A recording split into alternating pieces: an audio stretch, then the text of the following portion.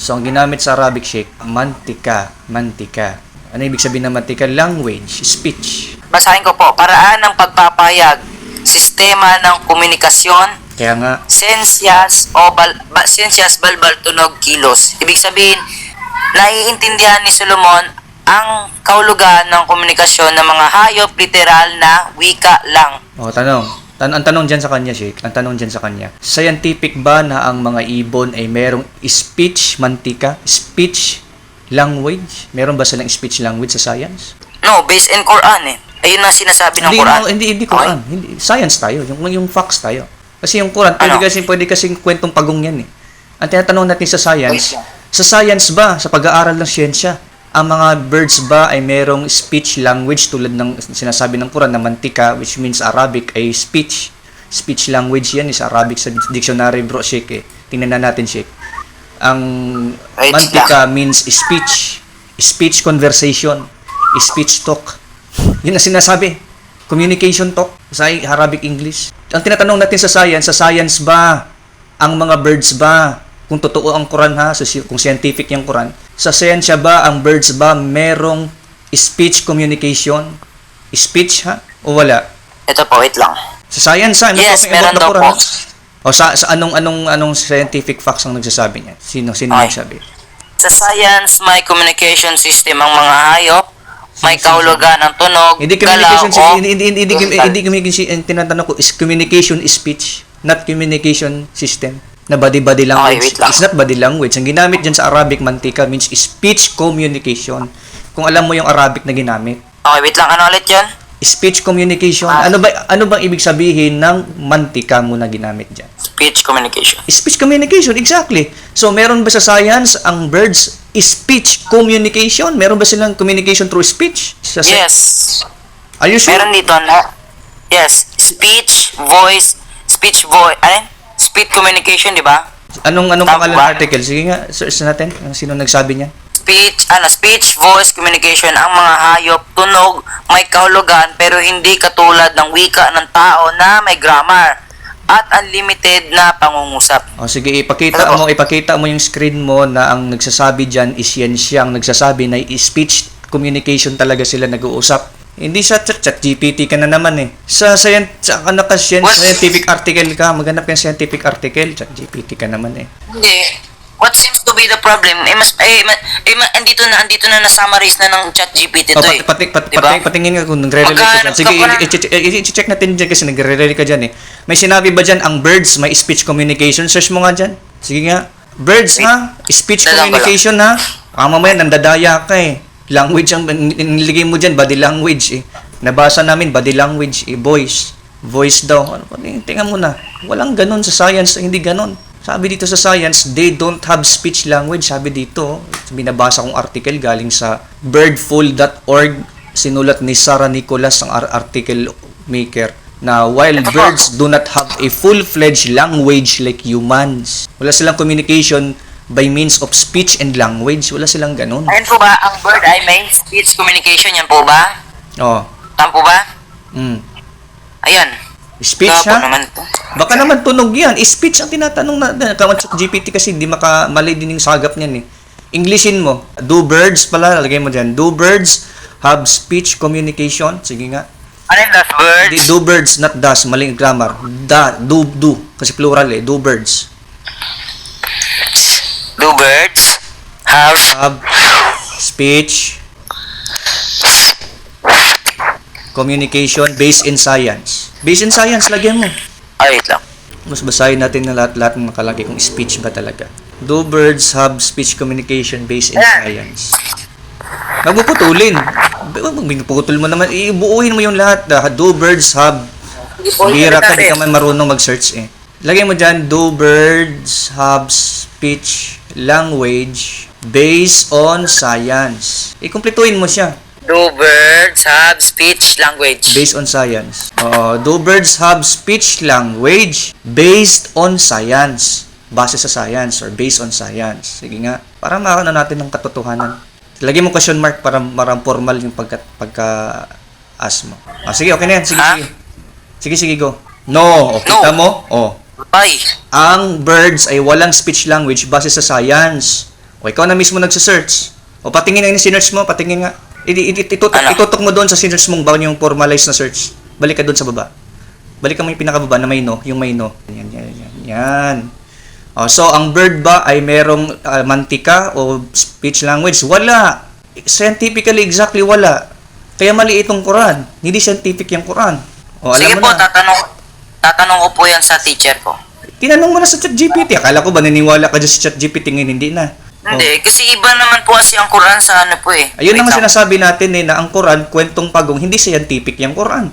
Admit mo muna na walang speech communication ang birds at hindi Wala. Oh, yan. So mali ang Quran na sinasabing meron silang speech, mantika. Mali nga ang Quran diyan. Hindi scientific yung Quran na yan. Kasi nagno na yan eh. Tatanong ko nga ito. Exactly. Kahit magtanong ka pa, sasabihin ng ustad mo, no talaga yan. O ngayon, bibigyan kita ng opportunity, ano yung scientific error daw sa Bible, sasagutin ni Bro James. Okay. I will give you one powerful opportunity. Talagang i-debunk mo ang Bible na may scientific error. Isa lang nga, best of the best. Ha?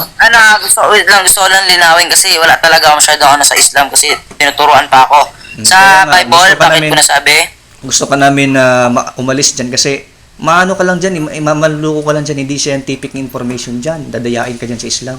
Paano niyo po masasabi yung mga predict ng Quran? Sapagkat ang Quran, mali yung scientifically error yan. Katulad na sinasabi sa 86 ba yun, Sheikh? Chapter, let us say, sabihin na natin na 5 hanggang 7. Diyan lang natin sa backbone and ribs. Yan, scientific blunder din yan. No? Chapter 86 verses 5 to 7. Oh. Pag sinagot ng Sheikh mo na no yun sa birds, no? Automatic alis ka na dyan kasi niloloko ka na yan eh. Sige po, pag-isipan ko po. No, maganda yan. Isipan mo kasi bata ka pa eh. Sayang yung oras mo dyan eh. Hindi ka maliligtas yan eh. At saka walang katiyakan ng kaligtasan dyan. Punta muna tayo dyan, no? 86 verse, nasa 86 ka na? Wait, 5. Start tayo sa 5, no? Sabi sa Arabic, Falyanzuri il insano min kulika. Verse 5. Now let man but think from what he is created. Isipin niya kung saan siya nilikha. Verse 6. Kulika min ma'in dafikin. He is created from a drop emitted. Kinreate daw siya sa drop emitted. Meron daw drop na yon na na-emit. Wala sa akin. Doon daw siya na-create. Tapos sa verse 7, sabi, Yakhruju min bayni pulbi wattaraib, preceding from between the backbone and ribs. Okay. Ay, yung ibig sabihin niyo po ba yung ano? Yung sa ribs and backbone? Yes. Yun po ba yun? Oo, yun daw, meron daw dafikin, meron daw fluid, kolika. Ang ano po, in-explain po kasi sa akin yan eh. Between po daw ang nakasulat, between. Between the backbone and the ribs. Ribs. So, yung drop. Ano yung drop na yun? Ano yung drop na yun? Between ribs and the backbone. Yes, between the backbone and ribs. Nasa gitna daw ng backbone at ng ribs. Siyempre, nasa likod at Yun. harap yan. O, ang tanong, yun daw ay drop. Ano ba yung drop na ginamit sa Arabic? Dafikin, fluid. May sagot po ako diyan na explain po sa akin kaso hindi po kasi kumpleto yung source ko eh. Ang hirap kasi explain sa AI. Tuturuan na kita para maano mo. Ang ginamit dyan sa Arabic ay yung fluid dyan ay ma'in. Yung ma'in, yung third word ha. Sabi sa first word, kulika or created. Mean saan? Ma'in. Yung water. Yung water daw, dito daw na-create ang tao. At ang water daw na ito, it is between the backbone and the rib. Siya ay Yes. nasa wataraib at siya ka sa sulbi. Yan ang sabi sa Arabic ha. Ngayon, balik tayo doon. Alam mo ba kung ano yung water dyan? Based explanation ng mga scholar ninyo, mga top tier ninyo, alam mo ba kung anong tinutukoy nila dyan na water? Yung similya po. Similya. Semen. Exactly. Kaninong scholar yan? Sa tingin mo, sinong scholar nagpaliwanag niyan? Si Katir. I don't know. Si Katir. Tingnan natin yung paliwanag ni Katir ha. 86. Paliwanag ni Katir. Punta tayo sa paliwanag ni Ibnu Katir. Kasi si Ito Ibnu po, Katir na ano ko po isa sa mga... Yung ano do, ang talata na yan ay tumutukoy sa lugar ng reproductive Wag ka sa ChatGPT. Wag ka sa ChatGPT. Dito tayo sa scholar ninyo. Sa scholar mismo Sige ninyo. po. Kasi meron naman kayong scholar para pupunta kayo sa ChatGPT eh. Lumalabas ang scholar niyo, mga walang kwenta to. Ganun ang mga nangyayari niyan.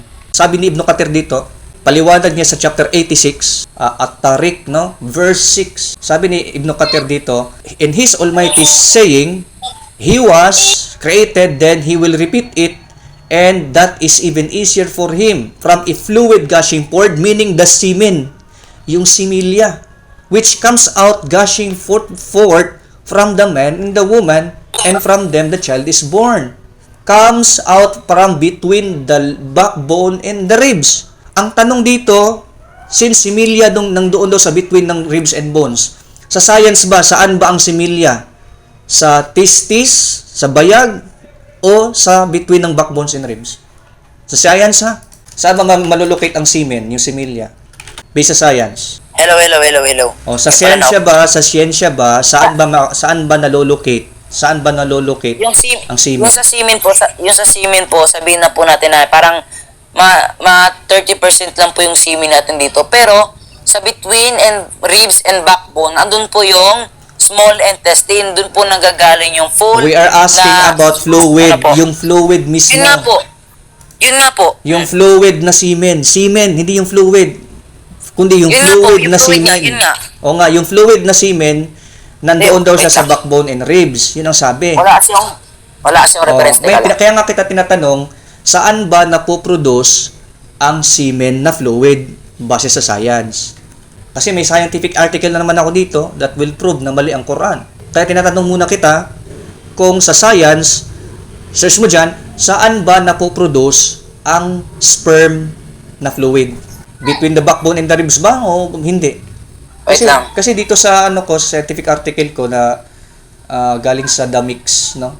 From UK University, UK Mental Health Innovation 2025, na napoproduce ang semen or sperm sa mismong testis sa lalaki. Yung sa lalaki na reproductive system.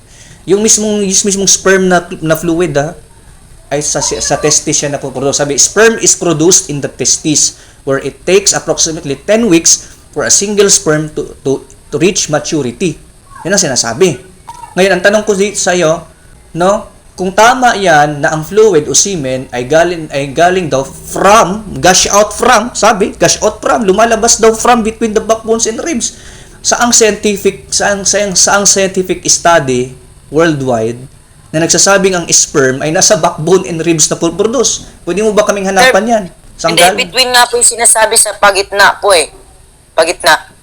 Oo nga, So, binasa na nga natin kanina, sabi doon, no?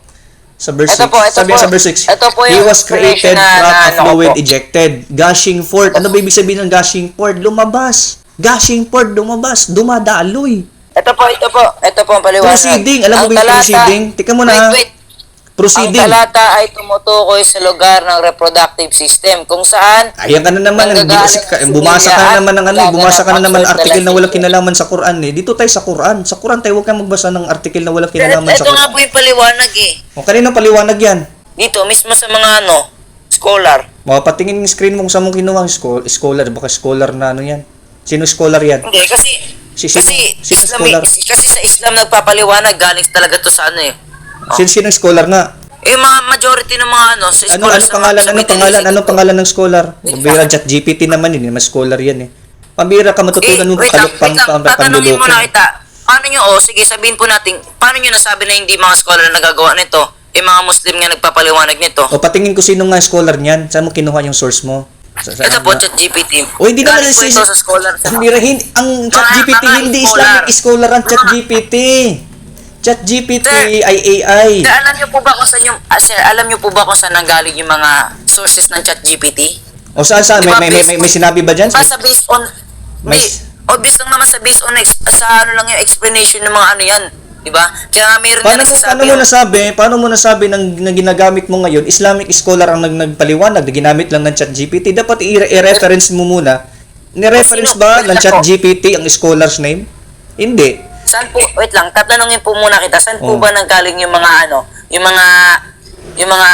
mga sagot sa ng ChatGPT? artificial intelligence na sinet up ng galing yung Meta. mga sagot ng ChatGPT? Oo nga, galing nga sa artificial intelligence na sinet up ng AI. Nilagay nila dyan. Pero hindi sinasabi dyan na lahat ng sinasabi dyan, paliwanag ng isang Muslim scholar o dalawang Muslim scholar, tatlong Muslim scholar, limang, walang ganun. Napupunta ka sa paliwanag na ganyan, madadaya ka niyan eh. Ang nakalagay sa inyong Quran, binabaliwala nyo na nakalagay sa talata. Ang sabi, proceeding from, nag-umpisa, from between the backbone and ribs. Sabi dito sa Saya International. O, pakita ko nga sa'yo. Emerging, ayan o. Ang bira ka eh. Yan ang matutunan mo sa Islam, pan magsisinungaling. Tingnan mo ha. Wait lang, ito, actually po, parang... Proceeding. Yeah. Ayun o. Mas matalino pa ba? Mas matalino ka pa ba dito sa nakalagay dito? Proceeding from between Wait the lang po, backbones and ribs. Nagpo-proceed daw siya Wait lang, galing sa Sir, backbone wait lang. and ribs. Emerging. Wait lang ha. Sasabihin ko lang ha. Lilinawin ko lang ha. Hindi ako masyadong maalam sa Islam. Bago lang ako kaya dito. nga, hayaan So, kitang turuan dyan. Wag mo i-practice ang sarili mo. Bakit mo ako tuturuan ng Islam? Hindi mo nga alam ang aral ng Islam. Ang naniniwala ko sa mga nagtuturo sa Tuturuan akin. kita base sa nakasulat sa Okay po. Quran, hindi So, sa kung dapat, anong so, pagkaintindi ko. Kaya nga pinakikita ko sa iyo yung talata at pinakikita ko sa iyo etong tafsir ninyo. Nag-explain pa ako. Kung magtuturo man ako, Nag-explain pa ako, sir. base mismo sa nakasulat, hindi sa ChatGPT. Pagsisinungalingin sa sarili Okay. mo. Kaya nga sabi ko, tuturuan kita based dito sa nakalagay. Nakalagay dito sabi dito, proceeding from between the backbone. Ayan, kay Musin kan mismo galing, oh. Huwag mo sabihin, mas magaling ka pa dyan. Proceeding from between. Ano ibig sabihin ng proceeding? Nag-umpisa. From, galing. Sa gitna ng backbone and ribs. Alin? Yung fluid. Itong water, the semen, nagpo-proceed between the backbone and rib. Yan ang nakalagay sa inyong Quran mismong verse mismo, hindi sa ChatGPT. Ganon ka dapat mangaral. Hindi yung gumagawa ka ng sarili mong standpoint na So, sa ChatGPT galing. wait lang. Gusto ko lang po linawin ha. Hindi po kasi ako masyadong maalam sa Islam. Kaya hindi ko Kaya po... nga sabi ko sa iyo, sagutin yung mga tanong niyo. binibigay Kaya ko na sa iyo ang sources. Binibigay ko na sa iyo ang sources galing sa inyong mga scholar. Magbibigay ka nga po sa akin, hindi pa nga ako masyadong maalam. Kaya nga may teacher eh. Sige po, Dapat wait lang. Tatanungin ko lang yung dapat yung na nagtuturo makinig ka muna dito kasi ito kay Tafsir Ibn Kathir to ha. Ako, Paliwanag ng Ibn Kathir hindi sa ChatGPT. dinidebate niyo ako na hindi naman masyadong maalam talaga Hindi eh. kita Wait lang, binidebate. tatanungin ko lang. Itinuturo ko lang sa iyo muna, pinapaliwanag ko sa iyo na mali yung talata sa science base dito sa nakalagay. Saan ka no? Malis ka na bigla. Kaya panawagan ko sa iyo kaibigan no, si bata ka pa naman. Umalis ka na dyan. Huwag ka magsayang ng oras dyan. Huwag mo sayangin ng lakas mo dyan. Huwag mo sayangin ng buhay mo dyan sa religyones kasi magsisinungaling ka dyan. Lulukuhin ka dyan. Bumalik ka sa pagiging Kristiyano. Dadayain ka dyan. Ngayon pa lang wala kang alam, madaya ka na eh. Parang nalilito talaga ako ngayon eh. Wait, Kaya hindi nga, pa sumasagot yung ano ko, yung teacher ko. Pero kung false religion nga itong kinaanibang ko, halos... alam mo kapatid, no? Wait lang. Ang isang religion, Sa halos 3 billion na Muslim, bakit walang nakaka-realize sa kanya, no? Partida, mas marami matatalino sa Middle East. Sa tingin mo ba yung mga umanib dito? Pinag-aralan nila to? Hindi nila pinag-aralan to. Parang ikaw, umanib ka, hindi mo alam na may ganitong mali. Same lang din sa'yo. Argumento ko. Sige po, tatanong ko, bakit ka umanib na hindi mo to alam?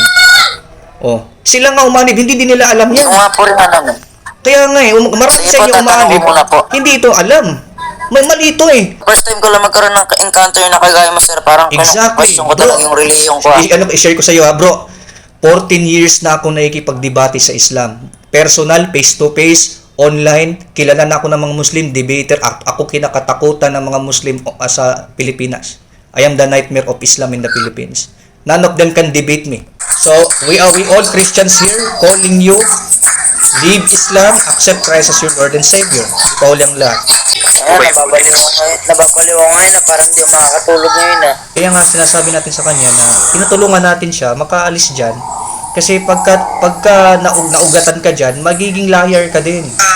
What will you teach to people is lying, and you even yourself, you cannot defend this such cult. Mahirap i-defend to. Pero pag naging Krisyano ka, I assure you, madedepensahan mo ang Christianity. Kasi totoo ang Christianity. Ang Islam false. Without lies, Islam dies. Ika nga. Sir, ano na po, malulubat na po ako.